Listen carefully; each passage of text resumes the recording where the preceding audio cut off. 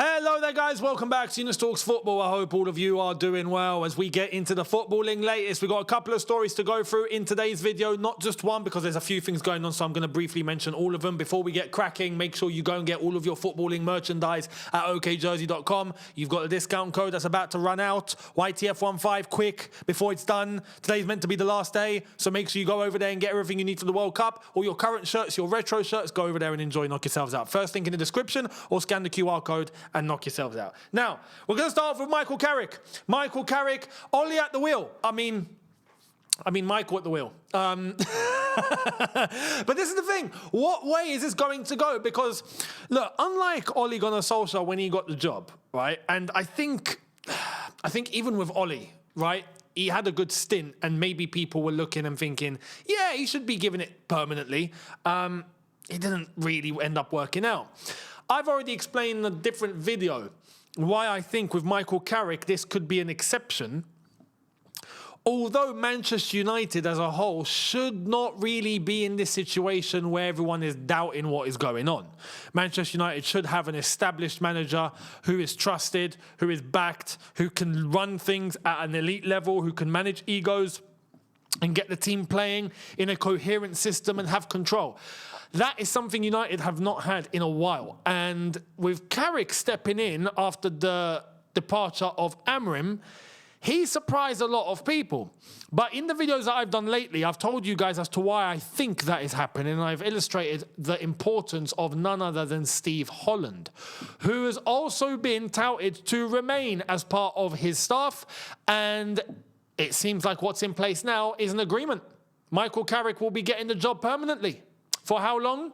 Well, David Ornstein mentioned that there was a broad agreement in place for Carrick to become permanent head coach of Man United. Work continues between all parties to finalise the contracts for the Englishman and backroom staff after 2+1 year deal was offered to the former Man United midfielder, which I think is a fair contract. That is... yeah, that's good. Why?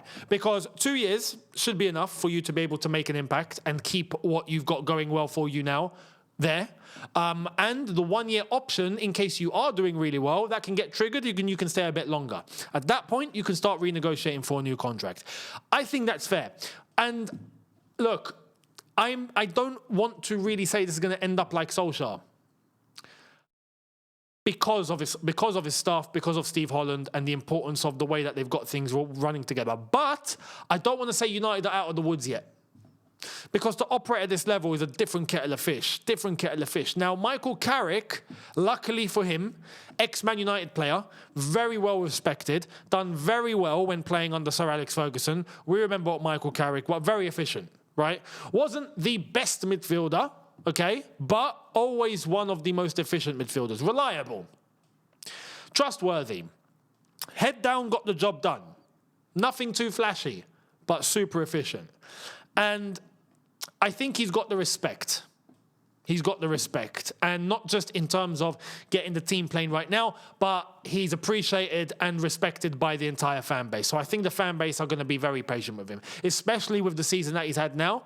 He's technically one of their own, if you want to count it that way. You know, when you see an ex-player do well as your coach, you know, it adds a little bit of spice and you can appreciate a little bit more. So I think for that reason, he's going to be offered the opportunity to do really well. Like I've said, this season he has smashed it. Him and Steve Holland together have absolutely knocked it out of the park. Next season, it's going to be different. And why? Because not only is there European football, but there's Champions League. You're starting the whole season from scratch. You have a transfer window to go through. You get to bring in a couple of signings. You get to start doing things in your own image, not as an emergency to fill into the end of the season, where I don't really have too much to lose. Nah, from next season, the pressure's on, mate. And that's why I can't come on here and tell you, yeah, it's going to be great. I can't. Until when that is proven is when we will know that he can really, really operate at that level. Before then, it's impossible. We just can't. So this is why I had to bring up Ollie, for example, and, you know, Ollie at the wheel.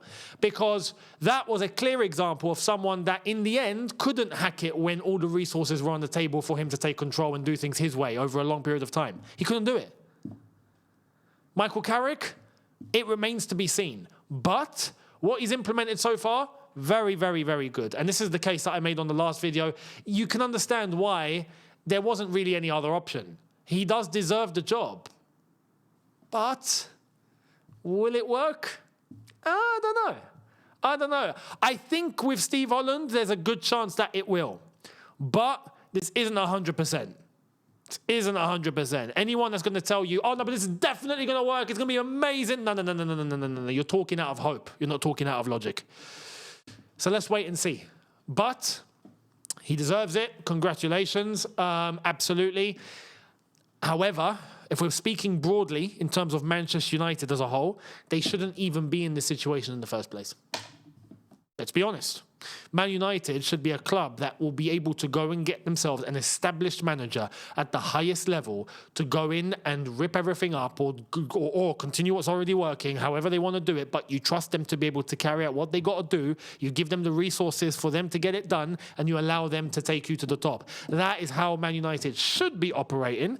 Right now, though, that's not, and they're trying to kind of figure it out as they go along. Well, you know, maybe with Michael Carrick and Steve Holland with him, it's working out. But we'll see. So, let me know your thoughts on that. Not just David Ornstein, but we had Fabrizio also at the same time saying that he will stay at Manchester United as permanent manager confirmed. Right, 2 years plus an option to extend to 3 has been offered, and he will definitely sign. So, that's that. Let me know your thoughts down below. Now, speaking of what we spoke about yesterday, Spygate, right? Middlesbrough are calling for Southampton to be expelled. Of course they are, right? Of course they are.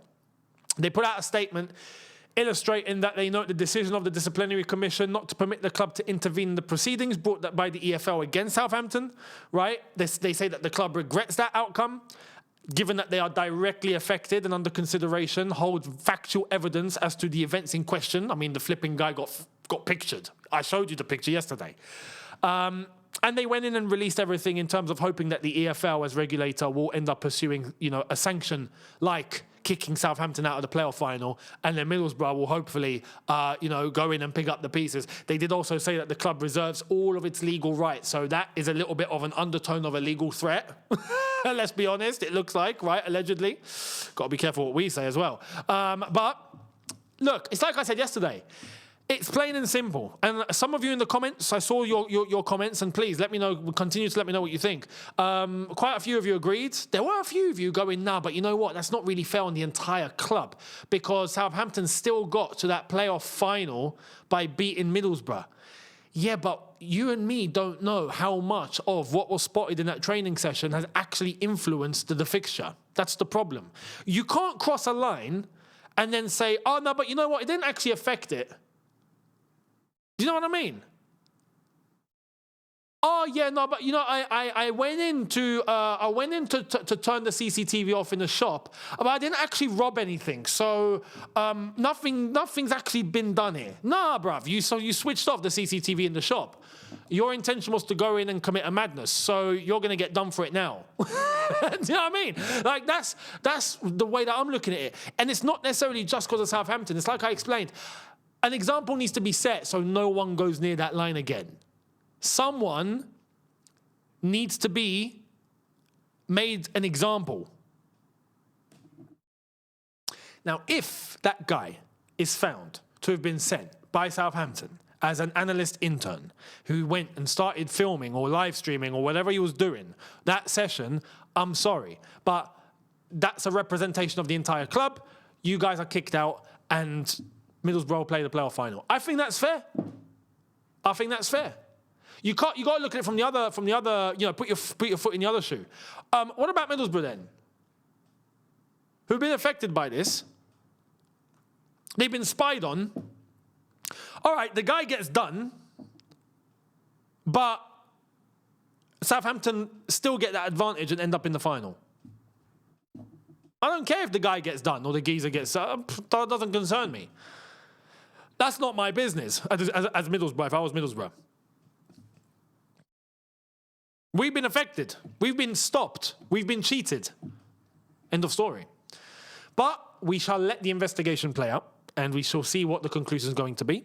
And I've got a feeling this playoff final is not going to take place next week. I think it may be pushed a few days. That's my prediction, by the way. We'll wait and see. But let me know your thoughts in relation to that as well. And over in Madrid, well, we've got Mr. El Chiringuito TV himself, Josep Pedrerol, who is uploading pictures of Perez and Jose going tic-tac, tic-tac, tic-tac. So it's pretty evident that this is about to happen. There was news that it came out earlier on today that apparently Mourinho has informed Real Madrid that he wants to bring in several members of his own staff to the club. That's how old school managers operate. Yeah, they've got their own teams. You let them bring in their own teams. They will do things their own way.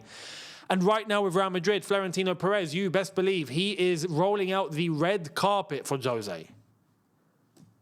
Brother, come in and do what you got to do. I need all of this cleaned up. You do it in the way that you see fit, mate. Let me know if you need anything. I'll be in my office. Yeah? Bring who you want. Bring anything you need. Let me know if you need anything. I'll write out a check. It's fine. Yeah? That's what Perez is doing for Jose right now. So Jose is going to be in his element. In his element. This is definitely going to be announced. Jose Mourinho did in fact confirm in the press conference for Benfica earlier today, before the weekend and before Benfica play their last fixture, that he did in fact receive a contract extension offer by Benfica. But he's not going to even look at it, his words, until after the game this weekend. Which is kind of code for, yeah, I'm not looking at it at all, mate. I've already made my mind up and I'm leaving. So, you know, Jose will be at Real Madrid next week. Let's just call a buck a buck. So, I can't wait. I can't wait to see the unveiling, to see the players, the training session, how everyone's going to react. You best believe someone needs to come into that club and implement order. It's like the House of Commons. Order! Order! Yeah? Mr. Speaker. We need a Mr. Speaker at Real Madrid, and that's Jose. And I can't wait to see how it's going to go down. I cannot wait. Mbappe getting booed by the entire Bernabeu was ridiculous. Well, I say ridiculous. We don't know the ins and outs. And right now, anywhere that Mbappe ends up, it's trouble. That might tell you one thing or two. You know what I mean? So we'll see how it's all going to end up. But let me know your thoughts down below. Much appreciated. I hope you've enjoyed this video. Subscribe, notification bell on. Watch along for this weekend. We will be doing Arsenal-Burnley at one last-ditch hope attempt at a hate-along. It's not gonna work. It's gonna be an Arsenal 4-0 win. But anyway, we're gonna be here. And tomorrow is FA Cup final day over on Younes Talks Chelsea. I'm doing the Chelsea Man City watch-along as well. So make sure you guys are there, and I will catch all of you tomorrow for a brand new video here as well. So I'll see all of you then. Have a good one, people. Catch you tomorrow. Take care, and peace.